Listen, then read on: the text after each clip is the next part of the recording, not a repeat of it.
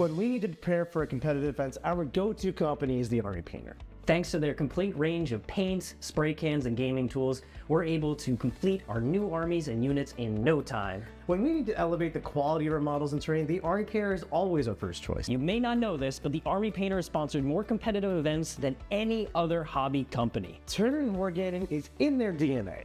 Visit thearmypainter.com to learn more about their amazing products. And use promo code AOW Paints for a 5% discount from your Army Painter purchases. What are you waiting for? Discover the best way to prepare your models for events with the Army Painter today.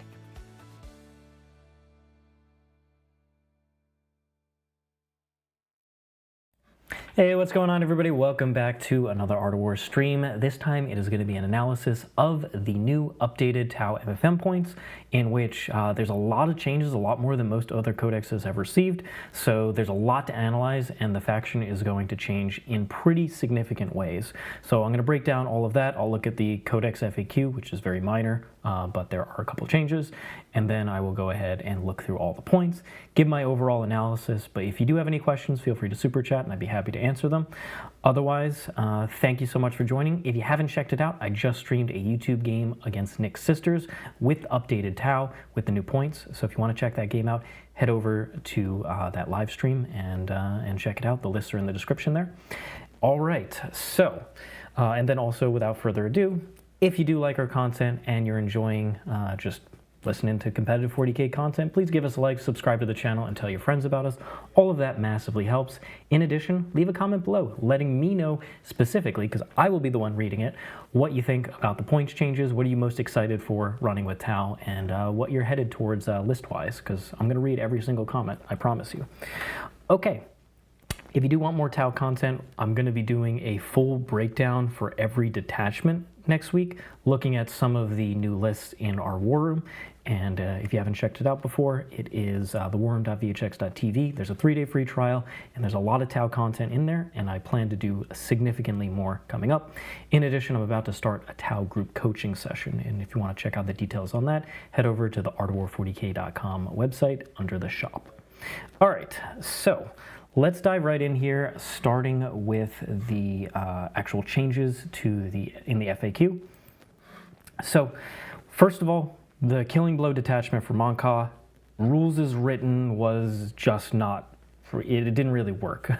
So there were a couple issues with it, so they've swapped it to make it a little simpler, in that previously it used to be the first 3 battle rounds you would get lethal hits on everything, and then if you were guided you would gain assault. But the problem was if you advance and then try and shoot, if you didn't have the assault keyword, you couldn't actually activate, unfortunately, and so you wouldn't actually be able to benefit from the assault keyword. So there was a little snag there.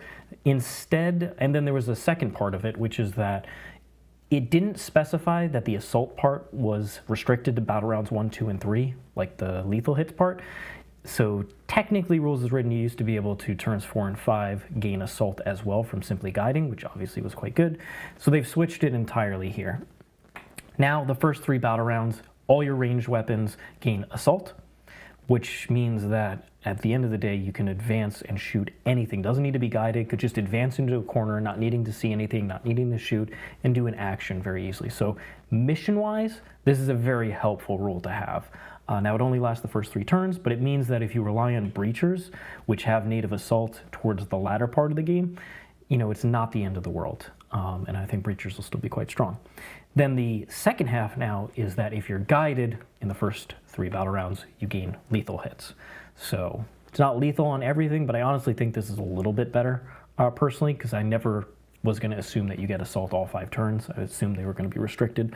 And so I actually kind of like this swap. I really like having assault on everything baseline, and then and not having to guide everything to gain it, which is really, really quite nice. And then lethal hits, awesome in some matchups, less good in other matchups, but overall, you're going to be guiding your damage dealers anyway, so it will help those ones. It, like, getting lethal hits on your guided units or whatever isn't as impactful as gaining assault on everything. So I personally think that it is a really good change overall. Keeps it simple too. Then the Crisis Sunforged battlesuits, there was another weird wording where when you allocated attacks, you know, you weren't able to reroll certain three. It was very clear what they meant, and they've just clarified that you get to reroll wounds and damage against monsters and vehicles with the Sunforge. Obviously how it should be, but there was a slight, wording error. Okay, anything else that should have been here? There's probably a bunch of other things they could have looked at addressing and clarifying, or things that they could have just tried to improve that I assume was ignored in the Codex. What I would have liked to see here is just a couple rules changes to certain units, like the Riptides once per battle round, or once per game, Nova Boost, Vespid going up end of movement phase. I was hoping to see a couple of those things change just a little bit to be not quite so weird or restrictive. We don't see them here. It's okay, but it would have been a nice quality life thing.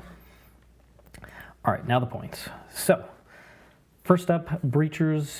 The funny thing is because the Codex points were basically the original, index points, which were absurd. T'au was the most overcosted army in the game by far. It was ludicrous. Even more overcosted than AdMech. It was insane how expensive things were. Like the Riptide at 245. We're like, who? How? Who wrote the points on that?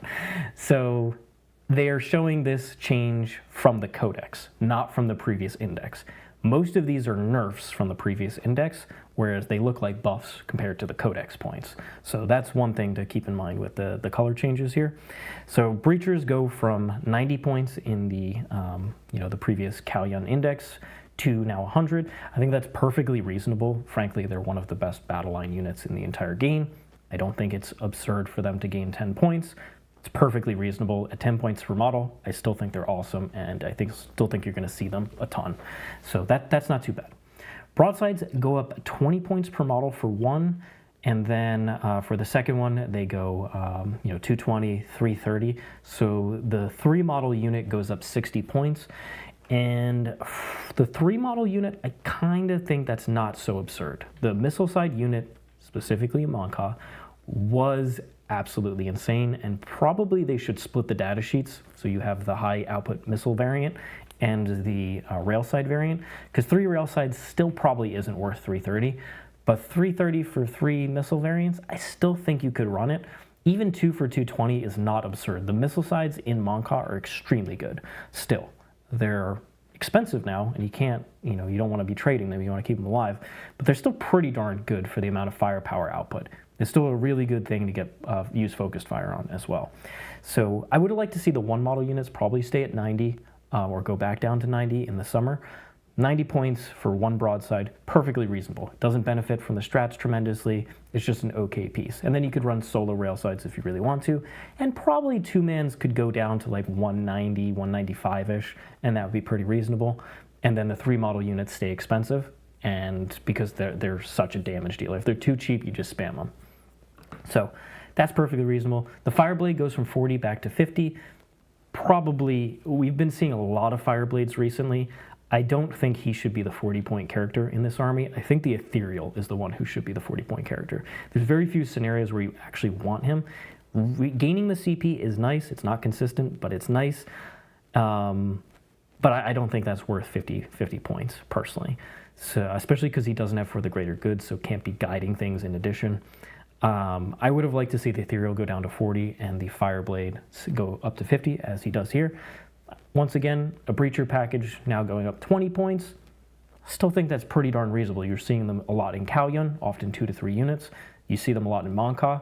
Retaliation Cadre, less so, obviously, since it doesn't really buff them. But Monka, for Kalyun and Monka, you were seeing a lot of them because they were that good. Opponents want to put stuff on objectives, and they're one of the best units for killing stuff on objectives. So that's perfectly reasonable. Commander Farsight goes from 90 to 105. He gained a new lease on life because he got a much better data sheet rule, which is making stratagems free once per battle round. 15 points is not that bad. Like, he's best, I think, in Monka and Retaliation. Retaliation, unfortunately, you can only change, free strat a CP reroll or the Arakan protocol. Doesn't come up in every matchup, but could be impactful in certain ones. But in Monka, Flat 6 advanced, being able to do it on a second unit is quite powerful, specifically him with crisis suits. So we'll look at the different crisis suits to see, but for his upgraded datasheet, I don't think it's that unreasonable. He also is just a good tool to have overall as a rapid ingress threat. So yeah, 15 is a little annoying, but I think it's not too unreasonable. Then we have the Cold Star and the Enforcer stay the same as they have been. They haven't been offensive whatsoever, and them not going up is a big deal for Retaliation Cadre, where they are used quite a bit. And there's probably, when we look at the crisis suits, more reason to run the Enforcer in some of the other variants that got cheaper. Commander Shadow Sun stays at 100. I think she's perfectly reasonable at 100. Not oppressive, but also not bad. Then the crisis suits. So the Fire Knife were the most expensive in the Codex points, 165, which is just absurd. They should not be the most expensive, and now they're not. So they go down from 165 to 150. 150 is pretty reasonable. So you look at them, so you get like 12 missile shots, they're not twin linked, and you throw a commander, probably the Enforcer, in the unit, and you're looking at like 240 for that package. You look at 2 missile sides, that's not too bad of a conversion. The missile sides are not quite as mobile, but are still pretty mobile in Monka, and they have the twin linked. But at the same time, lethal hits, volume of missile pods going to AP2 in Monka. It's not a bad unit. Sitting in cover, armor of contempt. I actually like the Fire Knives quite a bit more. Without the Tetras being in existence, full rerolls is not very common in this army, so getting full rerolls to hit is quite nice, especially in Retaliation, but I could see it in Monkai, having one of these floating around. It does lean more towards a list that gives up higher bring it down points if you do run crisis suits, so there's certainly something to think about. But I honestly think that, because you ignore mods and you get full rerolls, ignoring mods is really important now for Tau, because Tetras kind of papered over the fact that you were hitting on 4s against stealth things.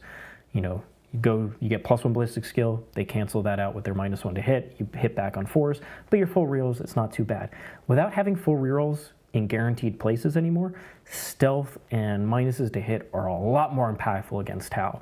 And so having a unit with this type of datasheet roll, with the War Gear support system to ignore mods, and then full rerolls against something at starting strength, it's not bad. There's a lot more reason to think about Fire Knife than previously, in my opinion. I think they got quite a big boost by this.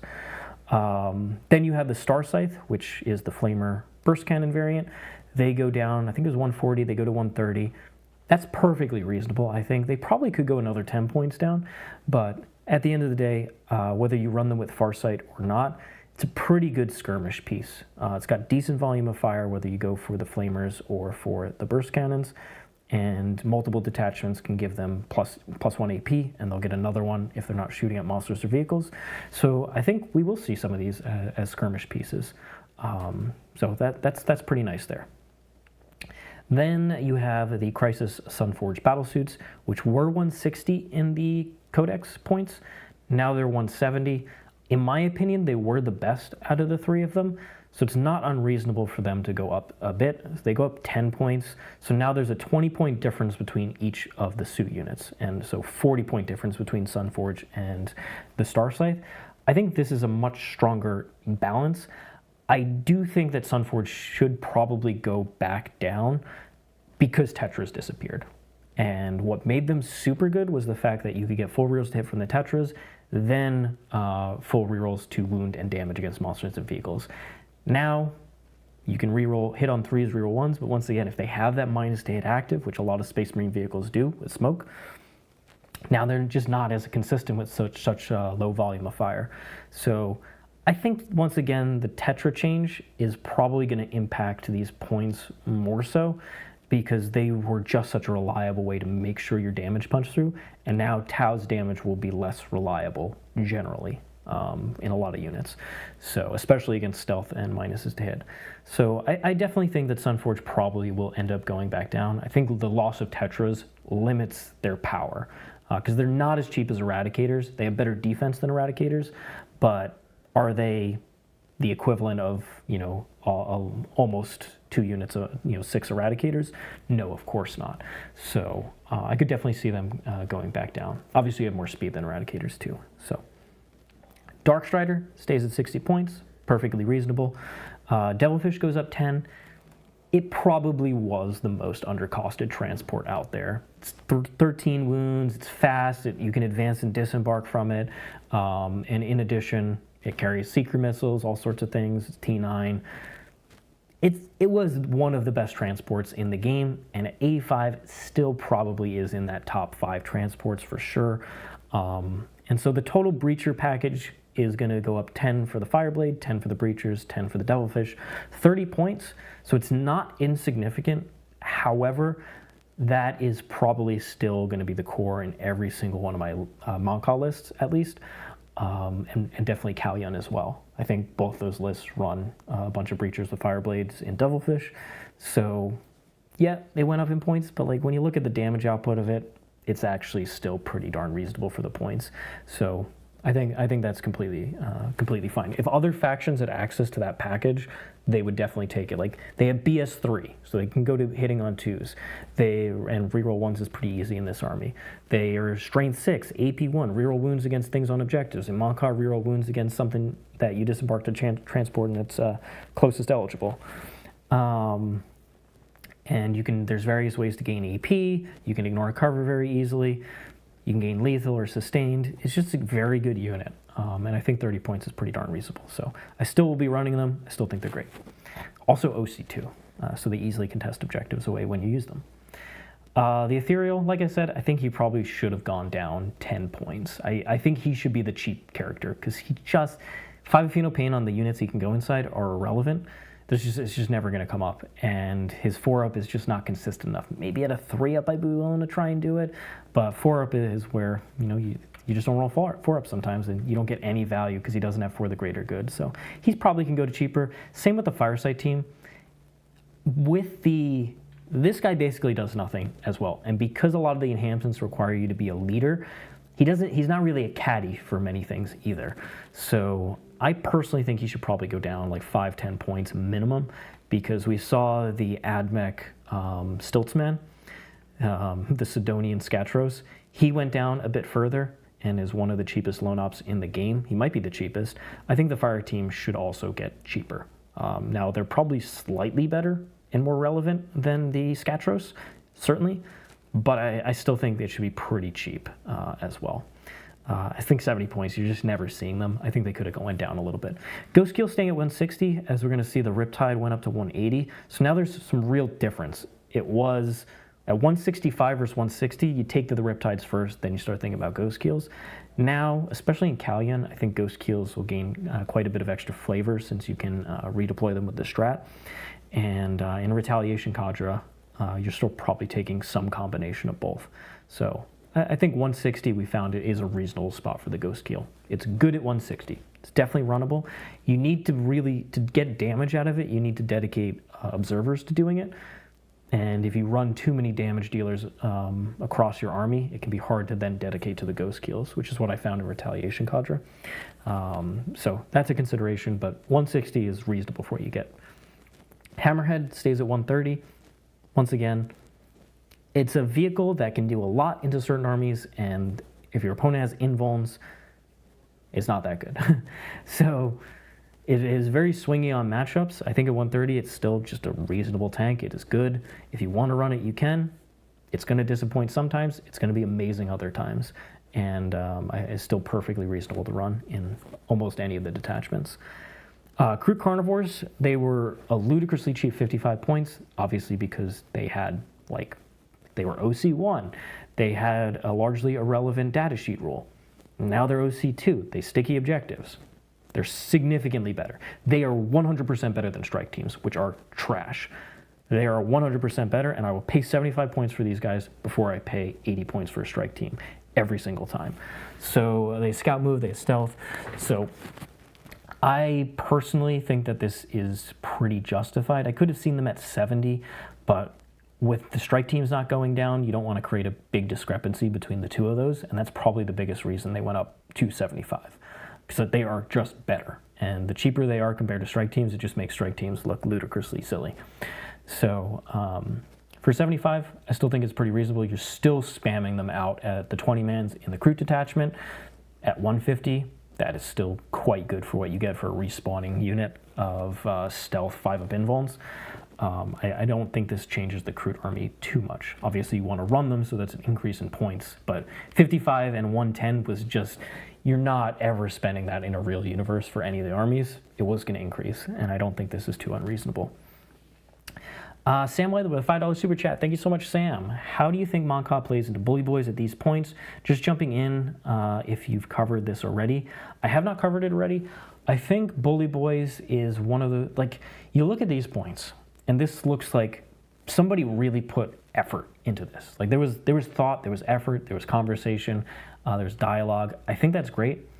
And this is more what should happen after Codex releases. I don't think Codexes should release and you wait 3, 6, 9 months for significant changes if something's too strong or something's too weak. I think this is literally perfect. And I'll get to this at the end with my overall recap. But this is going to save, Tau was going to be S tier broken army. That just is a fact.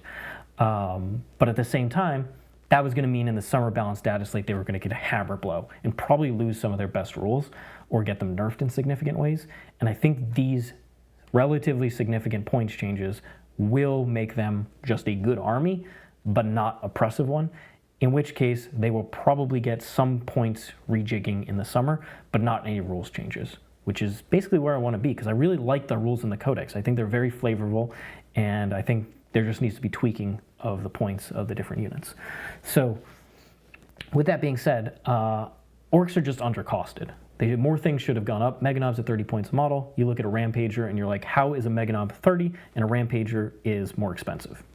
That doesn't make any sense whatsoever. So they're undercosted. I don't think they're impossible to beat. As you saw, the retaliation game against Bully Boys, I was able to actually just limit the power of the Meganobs and kill everything else and control the board. I just fell behind on points a little too much because Retaliation Cadre somewhat struggles to deny primary outside of killing things, whereas Monka doesn't have that issue as much. So I'll think about it, but I honestly think that Tau is one of the better armies into Bully Boys. I think some armies just flat out get run over by it, but I think with the speed of Tau, with the ability to move block and create big trap plays around Meganobs and take away their movement phase, I think Breachers are really good there because at minimum, they'll kill a couple of the Bully Boys or the Meganobs, and you need to use +1 EP, but they'll kill a couple of them and they'll create a big circle around them so they can't move anywhere. So you'll take away the objective from them, you'll get rid of their movement phase, and keep them stuck there for another turn. Okay, their 4-up in Feeling No Pain runs out, you focus on all the other stuff. Now they have no more 4-up Feeling No Pain, they're super slow with no advance and charge.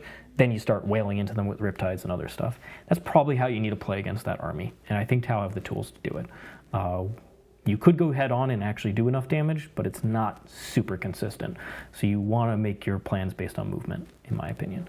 Then Red Drum, who's been a member for 16 months at Worm Gold. Thank you so much, Red Room. I know that we always talk in the Art of War Discord, but I appreciate you hanging with us for so long.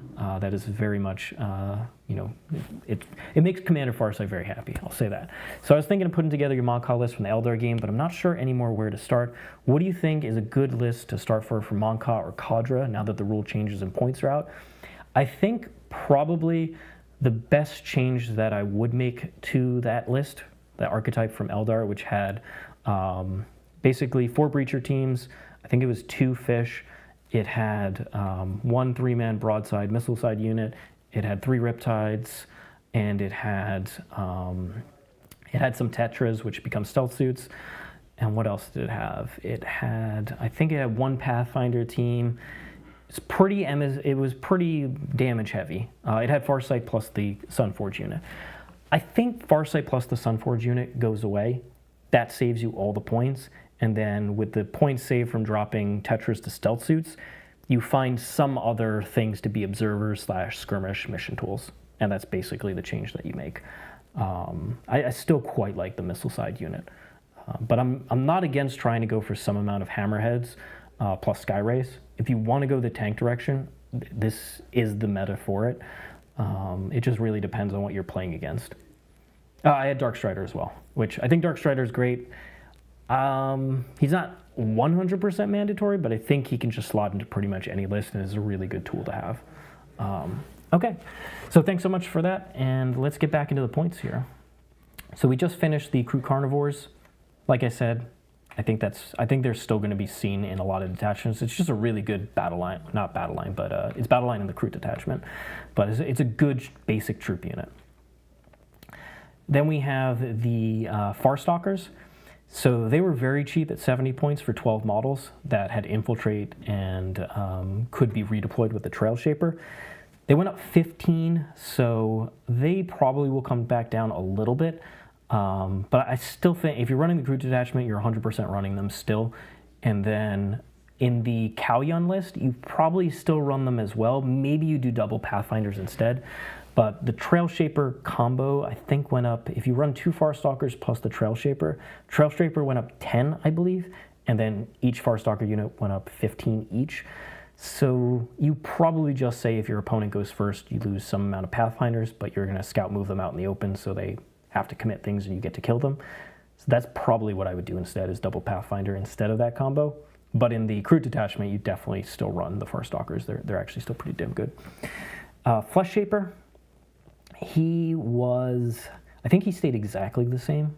Or I guess, no, he must not have, if he went down to 55. He was probably 65 or 60. So he probably went down a little bit. You can still run them. It's the War Shaper that you want. The War Shaper is the one with the free strat ability for the reinforcement strat. So you might see a Flesh Shaper around, but I think the War Shaper is the one that you really, really want. The Crew Downs stay the same. Well, technically they go up 10 points because they get an extra model in the new size unit, and they get a better rule because you can actually give them OC by being nearby like a crew character. So it's fine. I honestly think that you're probably going to go up to like a Piranha instead of going for these guys. They're still okay move blocks. They're pretty fast. They have the scout move, but 40 points is still kind of pricey. Maybe they go down to 35. War Shaper can't 0 CP revive a squad. He can't revive the squad? Oh, is that what the WTC has ruled? I haven't seen anybody rule on it. If he's in the squad, can he not revive it when it dies, is the question. So if WTC ruled on it already, then that's what they're ruling. And probably that means the Games Workshop events will rule the same way. But I hadn't seen any ruling because obviously nobody was playing it. All right. Free strat targets the War Shaper unit and they break up when it dies.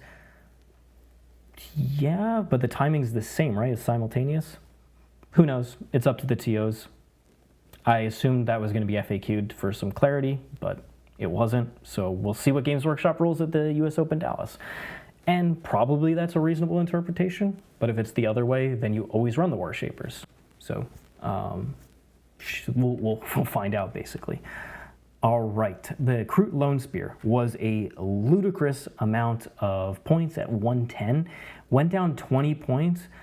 In the Kroot detachment, 100% you're running these because they're great caddies for a variety of things. I think in other detachments, it's still not bad for a 90-point loan up. It's much better than, because you get a fire and fade, so there's some tricks with it, and you'll get access to assault as well, although one of its weapons does have assault.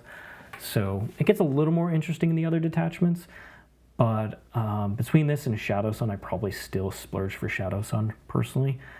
But it is definitely much more of a consideration because it's pretty fast, it's got a tricky rule, and it does okay amounts. It has a really weird, it's like Strain 10, AP2, 2 damage blast weapon hitting on 4s. In Monkai, you can get full rerolls on it if something kills like a Piranha, or you get full rerolls against the target, and then they're blast full rerolls. That's not too bad. But still 90 points is not cheap. It's definitely playable though, which is nice to see. Okay, there's the Trail Shaper and the War Shaper. War Shaper is going to come down to whether, I think in Kroot detachment you always run the Trail Shaper. You can run the Trail Shaper combo with the Farstalkers in Kaoyun and get some value from it just to delay the game for like a guaranteed purpose, but it's a little expensive now, I would say. Okay, Crute Rampagers. They were some nutty, ludicrous cost. I honestly forget what it was. It was like 260 or something. Now they're 110 for 3, 220. I still think this misses the mark, personally, because the Rampagers are, at the end of the day, they don't hit that hard. Their mortal wound ability is fine, but nothing special. And they're relatively low strength. They're relatively low AP. So when I look at Thunderwolf Cavalry at 30 points per model, so 3 of them is 90, and I look at 110 for these guys, it just doesn't make any sense in the context of the game. We also just had Scorpec Destroyers and Necrons go down to 30 points per model, so 90 for 3. You can't convince me that Rampagers are better than either of those. So I would like to see these continue going down. They're such cool models, and I will not build them until they are good. Or I might build them, but I'm not going to paint them. Then the Crutox Riders, still relatively cheap. I don't know if they went up to 40 in the Codex or not, but they've been around this price point in the Index. So relatively cheap. Like, why are they so cheap compared to that? I mean, they should probably get to 30 points as well. I would get it if they keep the one model at 35 and then bring the other ones down a little bit, but we will see. Pathfinders stayed at 90, perfectly reasonable. Really good infiltrate scout unit with the recon drone. Great mission tool, very good because now you can you can always double observe, so you can switch targets and observe 2 different things, which is very useful. Just a good weapon, and it's pretty much seen in most lists. So I expect to see Pathfinders get a new lease on life. Now it's not Pathfinder equals Breacher. Breachers are a bit more expensive. So if you have you're 10 points over in a list, you could always downgrade a Breacher team to Pathfinders. You don't get a Fireblade in there, but still a pretty solid unit. Piranhas stay the same, and the Razor Shark Strike Fighter, I guess, stays the same. Honestly, don't remember what the points were on the Flyers. They're terrible. Don't run them. Piranhas, on the other hand, were a solid skirmish unit, and they're very good in Moncaw because if they die, they require some amount of effort, and then you can proc the full reroll strat. So I think that Piranhas staying there is perfectly reasonable. Still a good unit. You don't really want to spam them because they give us so many bring it down points, but it's a good, solid unit. Okay, Riptide's up from 165 to 180. It is a 15-point increase. It is a very durable thing for the points. You know, a lot of wounds, relatively high toughness, 4-up invuln. In various detachments, you can do things like -1 damage in Moncaw or the 6-up Phenopane in Retaliation Cadre. And we were seeing pretty much most lists running 2 to 3 of them. So at 165, I think they outshone everything below. They were very competitive with Crisis Suits as well as your Ghost Keel. Now at 180, I think there's a bit more separation. I still think it's worth it because they are just not that easy to kill for most armies, and they're very good into elite infantry. And when you play against those type of armies, the flat 4 damage really starts to add up quite quickly. They are also benefit because they didn't really need Tetras. It was nice to have full rerolls, but they actually quite like reroll 1s to hit, 1s to wound from the stealth suits, more so than some of the other units. So you being incentivized to run more stealth suits actually does help Riptides on the whole, I think. So yeah, they did go up, but I still think they're perfectly reasonable for 180. I think that's a good points cost. I would like to see them get more expensive and have a better anti-tank option in their weapons. So something like the Dread Knights got, where they got an upgrade but then go up in points. I'd like to see something like that, just so it's a more impactful battle suit with anti-tank weaponry. But at the same time, I still think it's pretty good where we have it. So 180, perfectly reasonable. I still think you're going to see 2 to 3 of them in a lot of different lists. Then the Skyray gunship, it was 130, I believe, goes up 10 points. It gained access to Twin Linked, which means it has a reroll to hit or wound. Now it's always going to be a reroll hit. You Twin Link on your Seeker Missile rack. 10 points to gain Twin Linked. I think if any faction could pay 10 points to gain Twin Linked on a Strain 14 AP3 D6+1 damage weapon, they probably would do it in a heartbeat. So I can't disagree with that. There is some separation between it and a hammerhead. Previously, I liked the Skyray a bit better because the Skyray is a better observer since it has the marker light keyword, and it had more volume of shots, even if they weren't as good as one hammerhead strike. The hammerhead is a great one shot, and then it has the 2 secret missiles once per game, along with some smaller shots. The Skyray always having 3 shots, now being twin linked, that's pretty darn solid, and being a good observer is a real benefit now because Tau has less observer options with Tetras going away. So I think we're going to see Skyrays in a decent amount of lists, and 10 points for gaining twin linked is not bad at all. I will take that. Stealth battlesuits stay at their points cost, perfectly reasonable.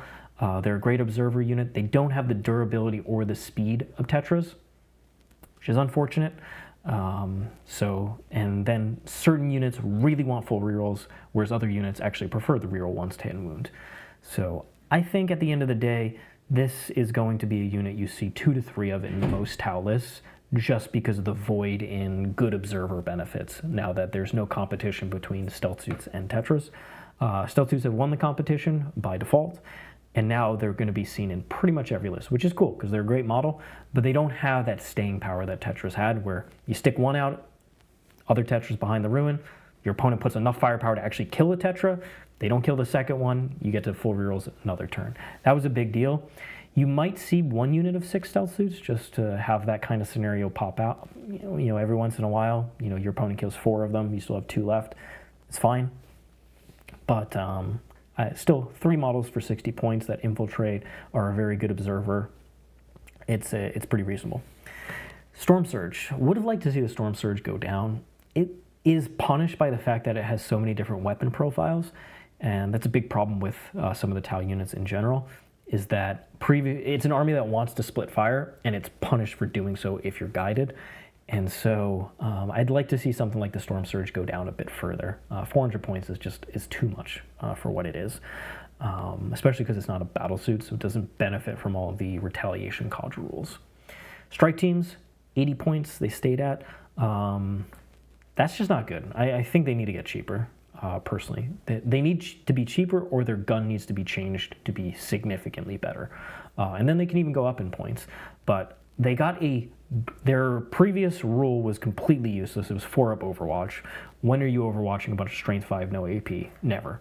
So it was irrelevant. Now they have, if they hit the target and it's not a monster vehicle, it's -2 to charge and other stuff. Or if maybe it has to be infantry specifically.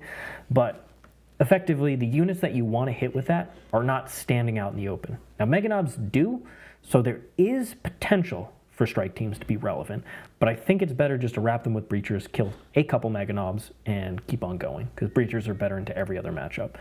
So there's a reason to think about them, but frankly, I think that they need to either be cheaper, and they're just a trash OC2 unit, and they still probably don't get seen, or they get a better gun. Like the pulse rifle was one of the better guns when it came out, and it has gradually gotten worse and worse, like the bolter, and I just think it needs to do more, personally. So 80 point, you're just 20 points more for breachers, I'm still taking that. 10 more points for pathfinders, I'm still taking it. 80 points, no way. Like I said, I would take crude at 75 before I would ever take 80 point strike teams, personally. They're such a cool iconic model, and they've kind of bungled it multiple times of just, they don't compare well, they really haven't compared well to breachers since 8th edition, and I would like to be able to run my basic strike teams, but I think they're just not that good. They're just not that good. Okay, Sun Shark Bomber, whatever, it's terrible. Drone Port, Gun Rig, Shield Wall, all terrible as well. Then you have the Vespid Stingwings, which stay at 65, which is from the previous data slate. Okay. And then you have Forge World points values. So you can see that the Yavara was removed. It's a awesomely cool model, and I have one really nicely painted by myself. And I used it in 8th edition when it was good, but it hasn't been good since then. It was, seriously, it was very good briefly in 8th edition because it had a bunch of flat 3 damage, including the Flamer. And for a brief moment in time when the Iron Hands Codex came out and started beating everybody, I ran it at a tournament and was actually able to do quite well into the Broken Iron hands builds. And that was the last time that Ivara has really ever performed. And so it's really sad to see them disappear because it's very iconic, very fast, teleporty, hard-hitting battlesuit. And it really opened up a different type of Riptide. So I would have liked to see that one out of almost all of them stay, but it disappears, it's gone. So no more Ivara, sad, awesome looking model. Tetra's gone. You saw 2 to 3 in every single Tau list, and full rerolls is very good on the Sunforge unit in particular. And it going away is definitely a big deal. Stealth suits gain a lot of value from it, and you're not going to have that durability in your observers that you previously had, so you just will have less into the late game, which is going to be an issue, unfortunately. But obviously 80 points for what you got was very good, especially for that durability and speed. And the other thing about Tetras was that they were really good at tying up enemy units in the late game. Just move 14, charge into something, tie it up with 2 T7, 7 wound things, and most of armies just couldn't shoot through any of that. And then you would observe again, you stay in combat, observe out into something different, get some more damage done. So it's going to be a big loss. The Tetras were an awesome just tool for shenanigans. And so they're not going to be here anymore. I think Monka can make the best use out of it because they have the full reroll strat. I think Kalyon's definitely going to miss them in the late game for sure. I think that's going to be definitely hurts the late game of Kalyon when they really need to spike damage pretty high. And then the Barracuda goes away. What else was in there? They already took away my hazard suits previously at the beginning of the edition. Remoras, another unit I have a lot of and used in 8th edition. They have been terrible since as well, and they were never going to get used even if they got cheaper. They just had really bad rules. So it's not like competitively, outside of Tetras, really anything's missing, but just some really cool unique Tau units are gone. The Manta, I don't know why that is kept in here. What? Just put it in Legends. It's being used in Apocalypse only. Why is the Manta still here? And then the Tiger Shark can't come in and do anything. It's too big. So you have to rapid ingress it in, basically into the backfield and then try and do something. It's just not that good. So it's cool that they kept some amount of models. The Taunar, awesome. But it split fire. Yeah, the Arvarna, the other Riptide variant, goes away too. So if they were planning on do this, just do it at the beginning of the edition. Don't string people along, get people to buy these models, and then make them disappear. Obviously, they'll have Legends rules, but it means in competitive play they will no longer be viable. Hopefully, they come back in the future. That would be nice, but my guess is probably not. So, might be the last time we've seen Tetras on the table, which is sad because they got their time in the sun. None of the detachment enhancements changed at all, which perfectly reasonable. Some of them probably could use a little bit of a tweak, but most of the enhancements aren't that expensive. I think solid image projection unit can go down quite a bit, and Exemplar the Kalyon should go back to its original points as well. But none of that is major. It's all minor tweaks. So overall, I feel at the end of the day that this is not the most unfair thing for Tau because, like I said, I think that the Codex was going to end up being the strongest Codex at this time. It's obviously stronger than Custodes. And then into Orcs, I think it would have I think top player versus top player, Tau would have had a better win rate into Orcs. And I think that they are actually extremely strong into Necrons with the previous points. So with all that said, I think Tau probably would have gotten close to, 58, 59, maybe even 60 plus win rate. And it would be across the board, I think, from the GT level all the way up to majors and super majors, that we would have seen a significant number of Tau wins, probably kind of mirroring the dominance that Necrons had in the previous couple months. So yes, Tau was going to be very strong, but I still think they're going to be A tier. I still think they're going to be a very good army. They're going to be better than most of the pack, and they will have games into all the other good armies, which is good news. So I think this this set of changes will ensure that Tau just plays games into most things. You're going to still have to use player skill. You're not just going to run people over with enough stuff and enough damage.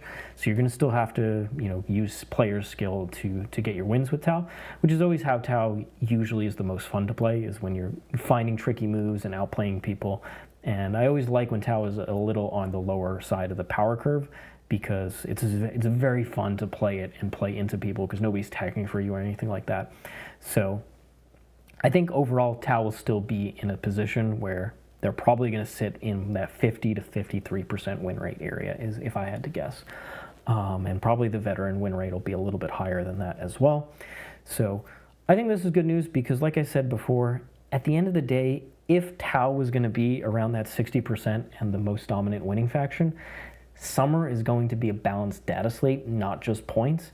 And I think the Tau book has a lot of really good, synergistic, flavorful rules. And if Tau just dominated, they probably would have nerfed rules first, then points as well. And I think Tau will avoid that. I think Tau will probably get some points increases, some decreases, like most books in the previous MFM. I think they'll get some changes, make things more viable, make some things that are a little too good a little more expensive. And it'll be basically a net positive as other things get nerfed around them. But I think we're going to avoid you lose a lot of cool rules in the summer that I think would have really hurt the book over the long run. So that's my personal opinion. I think this is a reasonable set of changes. I think this should have been done to orcs. Custodians just need a balanced data slate set of changes to their rules. Their rules need to be better. They don't need to be cheaper. But I think that at the end of the day, I want to keep the Tau rules roughly where they are. I just want the Tau shouldn't have everything that they want and more. And I think this update does that. So hopefully I think orcs will probably end up having the highest win rate if people run them. It's going to come down to how many people decide to run them, but I think they're going to have a really high win rate with multiple sub-factions. And then Necrons will still be good. You got Sisters, you got all these armies. I think Tau will be in and around that A-tier set of armies. But I don't think they'll be dominant with these changes. So good news, because it means we shouldn't lose any rules in summer, and that's the biggest thing for me. I want to play these rules. I think they're great. I don't want to lose those rules and then have a more expensive army. So I think Tau will end up avoiding that here. So we got a super chat here from Pharaoh Ignis. Thanks so much for the $5 super chat. Very much appreciate your support. All my Forge World big suits become cooler looking Riptides. Very sad they're gone. Yeah, the Yuvara especially, it's so iconic. It was so fun to play previously. It just needed good rules, but if they're going to randomly just remove your Forge World stuff, like why are people... Forge World stuff is at the end of the day now just going to be kind of paperweights on your shelf. They look cool, but you can't really use them. That's a little bit sad, honestly, because I think some of those OG Forge World units have really cool flavor that some of the plastic kits don't.